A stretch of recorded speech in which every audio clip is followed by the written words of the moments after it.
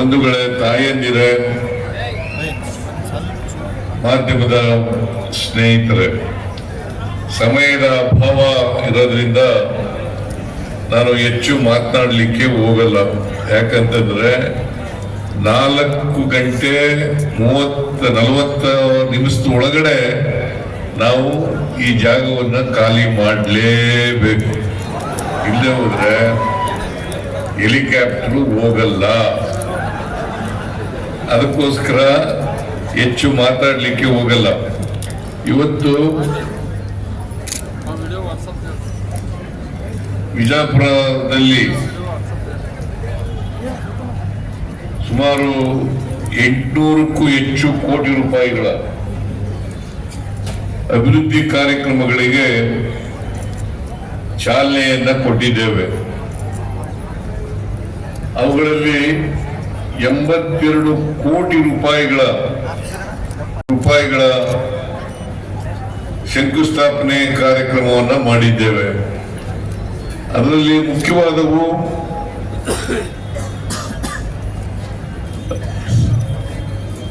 ರಾಣಿ ಚೆನ್ನಮ್ಮ ಅವರ ಪ್ರತಿಮೆಯನ್ನ ಲೋಕಾರ್ಪಣೆ ಮಾಡಿರ್ತಕ್ಕಂಥದ್ದು.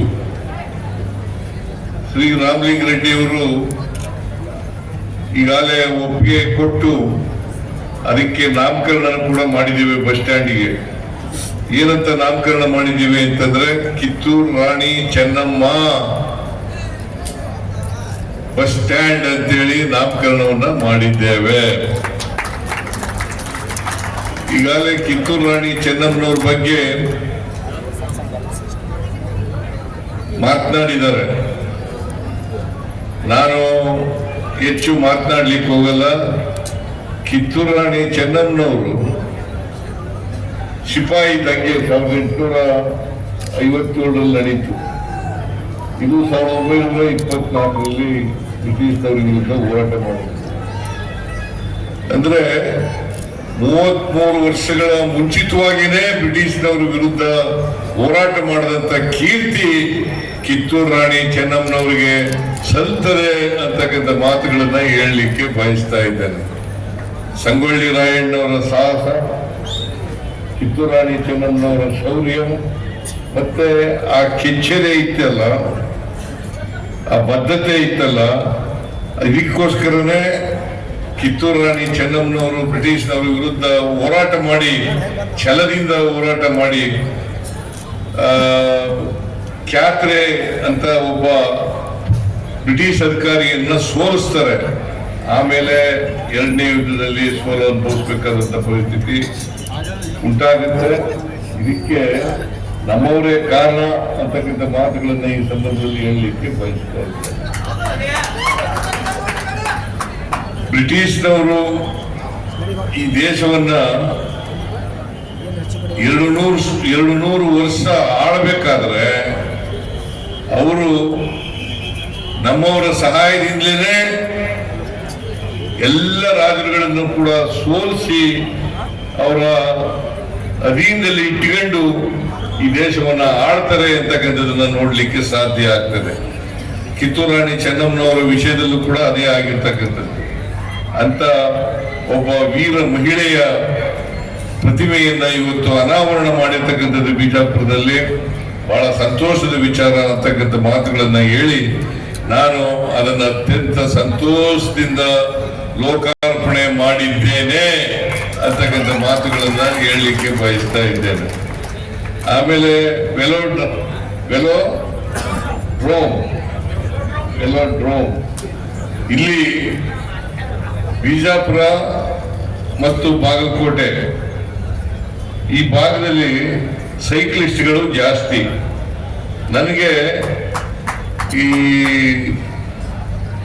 ನಾನು ಹಿಂದೆ ಮುಖ್ಯಮಂತ್ರಿ ಆಗಿರುವಾಗ ಬಿಜಾಪುರದಲ್ಲಿ ಒಂದು ವೆಲಾಡ್ರೋಮ್ ಅನ್ನು ಮಾಡಬೇಕು ಅಂತಕ್ಕಂಥ ಮಾತುಗಳನ್ನ ಹೇಳಿದಾಗ ನಾನು ಅದಕ್ಕೆ ಒಪ್ಪಿ ಇಲ್ಲಿ ಇಡೀ ರಾಜ್ಯದಲ್ಲೇ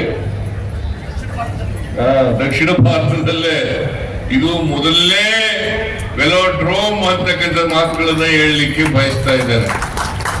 ಈ ಭಾಗದ ಸೈಕ್ಲಿಸ್ಟ್ಗಳಿಗೆ ಅನುಕೂಲ ಮಾಡಿಕೊಡ್ಬೇಕು ಅಂತಕ್ಕಂಥ ಮಾತುಗಳನ್ನ ನಾನು ಈ ಸಂದರ್ಭದಲ್ಲಿ ಹೇಳಲಿಕ್ಕೆ ಬಯಸ್ತಾ ಇದ್ದೇನೆ. ಇನ್ನೊಂದು ಬಹಳ ಮುಖ್ಯವಾದಂತ ವಿಚಾರ, ಬಿಜಾಪುರದಲ್ಲಿ ಮೆಡಿಕಲ್ ಕಾಲೇಜ್ ಆಗಬೇಕು ಅಂತಕ್ಕಂಥ. ಹಿಂದೆ ಬಿಜೆಪಿ ಸರ್ಕಾರ PPP ಮಾರ್ಗದಲ್ಲಿ ಮಾಡಬೇಕು ಅಂತ ಹೇಳಿ ಮಾಡಿತ್ತು. ಆದ್ರೆ ನೀವು ಹೋರಾಟ ಎಲ್ಲ ಮಾಡಿದ್ದೀರಿ. ನನಗೆ MB ಪಾಟೀಲ್ರು ಮತ್ತು ಶಿವಾನಂದ ಪಾಟೀಲ್ರು ಇಬ್ರು ಕೂಡ ಮನವಿ ಮಾಡಿದ್ರು, ಇದನ್ನ ಗೌರ್ಮೆಂಟ್ ಕಾಲೇಜ್ ಆಗಿ ಮಾಡಬೇಕು ಅಂತಕ್ಕಂಥ ಮಾತುಗಳನ್ನ ಹೇಳಿದ್ರು. ನಾನು ಮುಂದಿನ ದಿನಗಳಲ್ಲಿ ಗೌರ್ಮೆಂಟ್ ಇಂದಲೇನೆ ಮೆಡಿಕಲ್ ಕಾಲೇಜನ್ನ ಮಾಡ್ತೇವೆ, ಈಗ ಯಾರು ಕೂಡ ಅದಕ್ಕೋಸ್ಕರ ಹೋರಾಟ ಮಾಡಬೇಕಾದಂತ ಅಗತ್ಯ ಇಲ್ಲ ಅಂತಕ್ಕಂಥ ಮಾತುಗಳನ್ನ ಹೇಳಲಿಕ್ಕೆ ಬಯಸ್ತಾ ಇದ್ದೇನೆ. ನಮ್ಮ ಸರ್ಕಾರ, ನಾನು ಮುಖ್ಯಮಂತ್ರಿಯಾಗಿದ್ದಾಗ ಎಲ್ಲ ಜಿಲ್ಲೆಗಳಲ್ಲೂ ಕೂಡ ಒಂದೊಂದು ಮೆಡಿಕಲ್ ಕಾಲೇಜ್ಗಳನ್ನ ಮಾಡಬೇಕು ಅಂತಕ್ಕಂಥದ್ದು ನಮ್ಮ ಇಚ್ಛೆ. ಎಲ್ಲ ಜಿಲ್ಲೆಗಳಲ್ಲೂ ಕೂಡ ಮೆಡಿಕಲ್ ಕಾಲೇಜ್. ಇವತ್ತವರೆಗೆ 71 ಮೆಡಿಕಲ್ ಕಾಲೇಜ್ಗಳಿದ್ದಾವೆ.